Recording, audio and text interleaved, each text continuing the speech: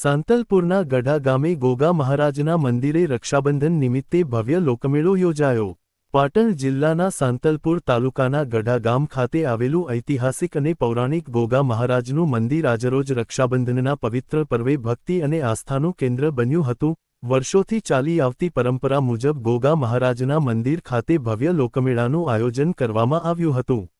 રક્ષાબંધનના પવિત્ર દિવસે યોજાયેલા આ લોકમેળામાં સાંતલપુર તાલુકા સહિત આસપાસના ગામોમાંથી મોટી સંખ્યામાં ભાવિક ભક્તો ઉમટી પડ્યા હતા। વહેલી સવારથી જ ગોગા મહારાજના દર્શન માટે ભક્તોની ભારે ભીડ જોવા મળી હતી। મંદિરે પહોંચેલા શ્રદ્ધાળુઓએ ગોગા મહારાજના દર્શન કરી પૂજા અર્ચના કરી હતી અને પરિવારના સુખ, શાંતિ તથા સમૃદ્ધિ માટે પ્રાર્થના કરી હતી। દર્શન કર્યા બાદ ભક્તોએ મેળામાં વિવિધ વસ્તુઓની ખરીદી સાથે મેળાની મોજ માણી હતી।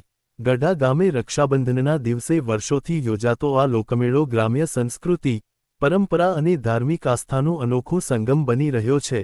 મેળાને લઈને સમગ્ર ગામમાં ઉત્સાહનો માહોલ જોવા મળ્યો હતો। Reporter Manubhai Dabhi, Radhanpur. Social media TV1 Gujarati. અમારી ચેનલ જોવા લાઇક કરો, શેર કરો અને સબસ્ક્રાઇબ કરો। TV1 social media.